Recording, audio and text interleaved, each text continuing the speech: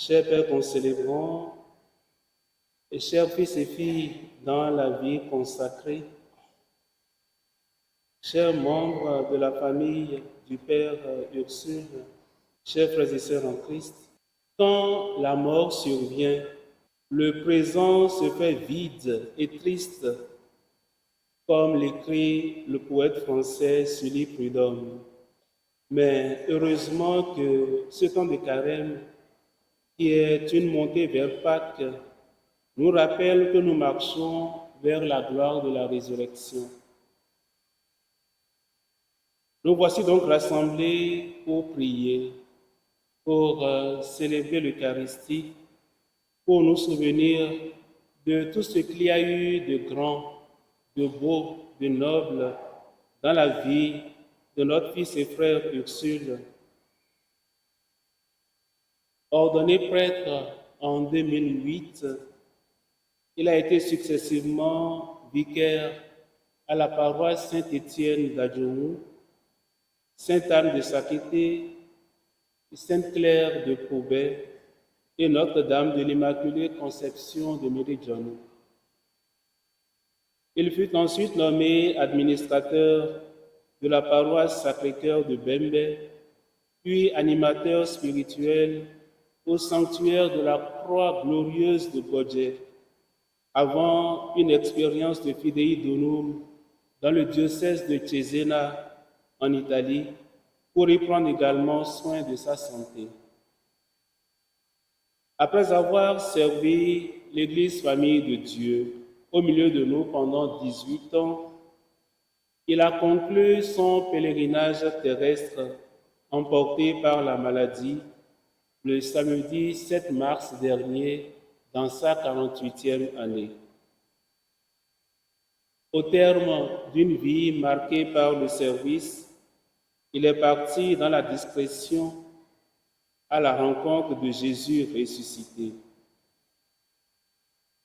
Le Père Ursule nous rassemble aujourd'hui alors que nous sommes dans la peine, mais appelés à l'espérance.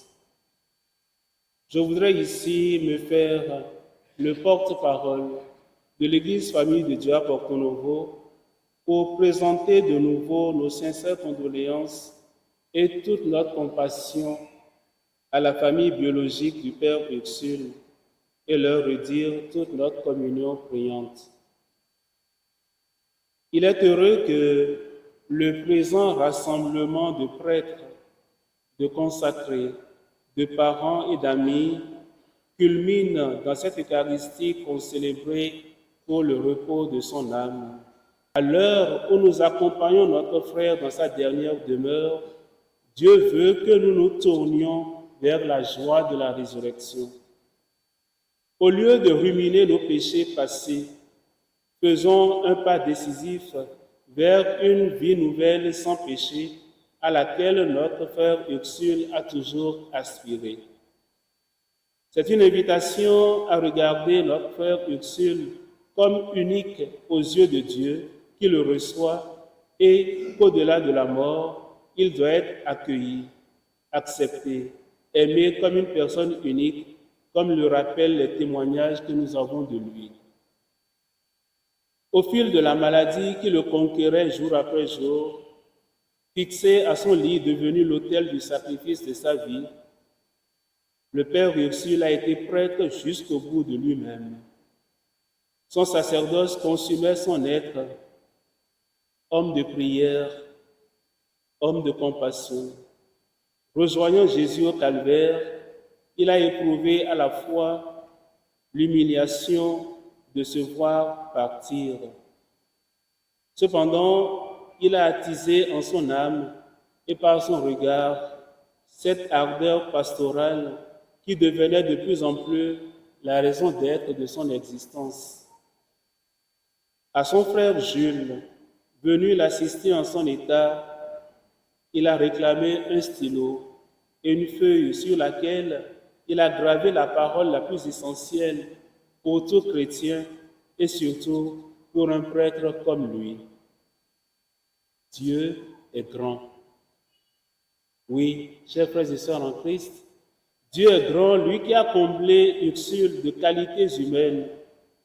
Lorsque, devant le souvenir de votre vie, si fragile et si passagère, toutes les voix, unanimement et harmonieusement, osent éclater en témoignage aussi élogieux qu'éloquent, c'est que vous n'avez pas vécu en vain. En effet, l'abondance des témoignages qui jaillissent des lèvres de tous ceux qui ont côtoyé Ursule est sans doute un rempart pour nous qui sommes au cœur de cette épreuve. Je voudrais alors inviter les uns et les autres à redoubler d'ardeur dans la prière et l'intercession pour nos frères et sœurs défunts, en particulier pour notre frère Ursule. Dans le cœur du Père Ursule, des hommes et des femmes ont rencontré Dieu. Il n'a donc pas besoin de nos lamentations, mais de nos prières ferventes, afin que tous ceux et celles qui ont bénéficié de ses services intercèdent pour lui. Que le Seigneur le purifie de toutes ses fautes, comme il l'a fait pour la femme adultère. Le cœur de l'homme peut se tourner vers la lumière à tout moment. Dieu ne nous condamne pas, tout est encore possible. Rendons grâce au Seigneur pour le pardon offert à la femme adultère, tout comme à notre frère Ursule, tout comme à chacun de nous. Demandons régulièrement des messes pour lui et pour nos prêtres. Célébrons régulièrement des messes pour le repos de son âme. C'est le meilleur cadeau que nous puissions lui offrir. Que par l'intercession de la Vierge Marie, Notre-Dame de Montligeon, et des saints apôtres Pierre et Paul, patrons de cette paroisse, le Seigneur conduise son serviteur Ursule auprès d'herbes fraîches pour le faire reposer. Qu'il le mène vers les eaux tranquilles pour le faire vivre dans la béatitude éternelle, dès aujourd'hui et pour toujours.